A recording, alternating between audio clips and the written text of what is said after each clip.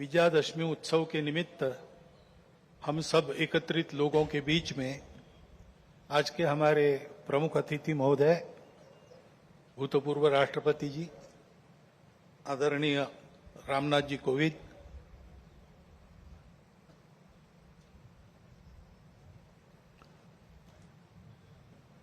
विदर्भ प्रांत के माननीय संघ चालक जी, माननीय सहसंघ चालक जी, नागपुर महानगर के संघ चालक जी, उपस्थित अन्य अधिकारी वर्ग, परम श्रद्धेय संतवृंद, आत्मीय स्वयंसेवक बंधु, नागरिक सज्जन एवं माता भगिनी, यह वर्ष श्री गुरु तेग बहादुर जी के बलिदान का 350वां वर्ष इस नाते और संपन्न होगा। हिंद की चादर बनकर जिन्होंने अत्याचार, अन्याय और सांप्रदायिक भेदभाव से समाज के मुक्ति के लिए अपना सर्वोच्च बलिदान दिया, समाज की रक्षा की, ऐसी एक विभूति, उसका स्मरण इस वर्ष होगा।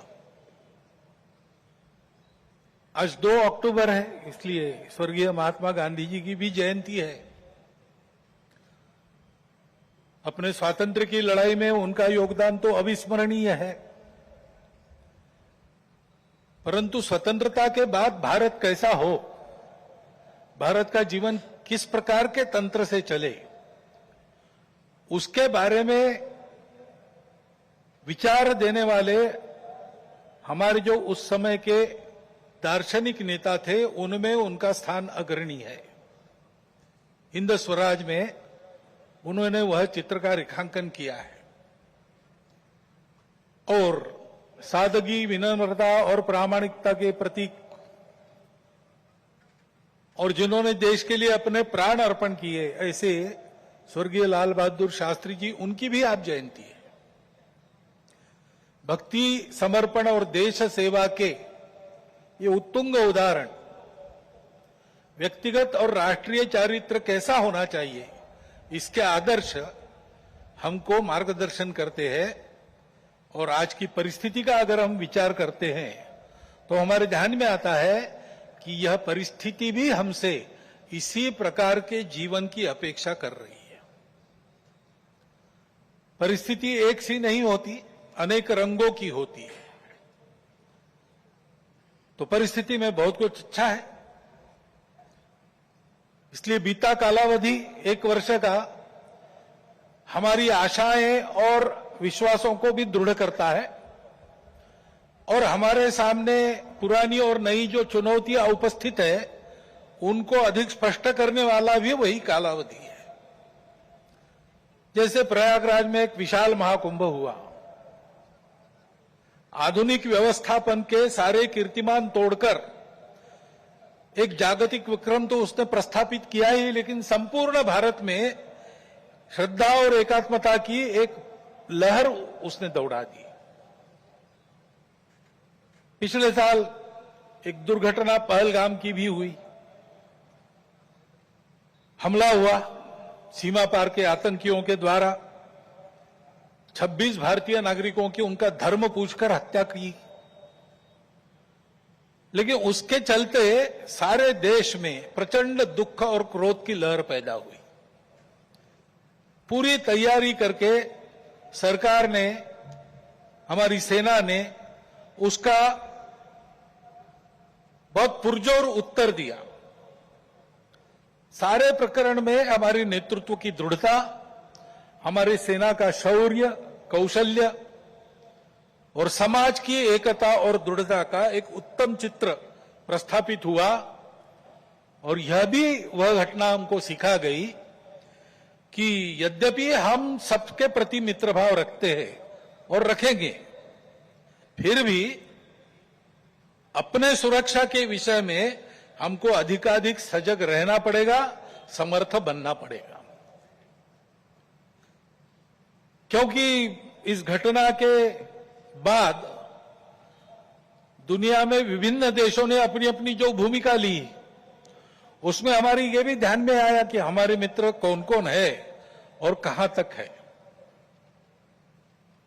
देश के अंदर भी अशांति फैलाने वाले असंवैधानिक उग्रवादी या संविधान विरोधी कहिए उग्रवादी नक्सली आंदोलन पर शासन और प्रशासन की दृढ़ कार्रवाई भी हुई और उनके अनुभव से उनके विचारधारा का खोखलापन और उनकी क्रूरता का अनुभव होने के कारण समाज भी उनसे मोहभंग होकर विमुख हो गया। लेकिन उनका नियंत्रण तो हो जाएगा, परंतु अब ये उस क्षेत्र में एक बड़ी जो बाधा थी वो दूर होने के बाद उस क्षेत्र में न्याय की स्थापना हो, विकास वहां तक पहुंचे, सद्भावना, संवेदना और सामरस्य वहां स्थापित हो, इसके लिए समाज की भी और शासन प्रशासन की भी योजनाएं चलनी पड़ेगी, क्योंकि इनका अभाव ही ऐसे उग्रवादी ताकतों के पनपने का कारण बनता है। इससे त्रस्त मनुष्य दूसरा कुछ उपाय दिखता नहीं, इसलिए निराश होकर उनको प्रश्रय देता है। ये न हो इसलिए ऐसी योजनाओं की आवश्यकता है। आर्थिक क्षेत्र में भी हम आगे बढ़ रहे हैं। ऐसा जो प्रचलित परिमाण है दुनिया के, उसके आधार पर कहा जा सकता है हमारा देश आर्थिक क्षेत्र में आगे बढ़े, इसलिए आर्थिक जगत के हमारे उद्योगी बंधु, विशेषकर तरुण उद्योजक, इनमें एक मादा भी दिखता है, उत्साह भी दिखता है, इच्छा आकांक्षा भी दिखती है।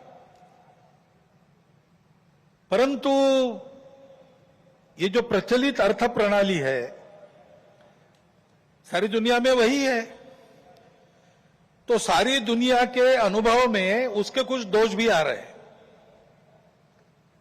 विकास के इस प्रकार के पद्धति से अमीरी और गरीबी का अंतर बढ़ता है। आर्थिक सामर्थ्य कुछ चंद हाथों में एकत्रित होता है।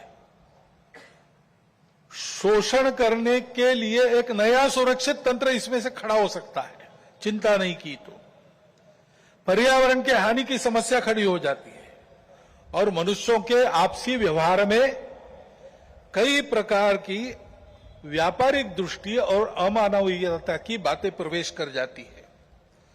इन दोषों की बाधा हमें नहीं होनी चाहिए, इसलिए भी कि अभी हाल में अमेरिका ने जो नई टैरिफ नीति अपनाई, उनके अपने हित के लिए अपनाई होगी, लेकिन उसकी मार तो सभी पर पड़ रही है।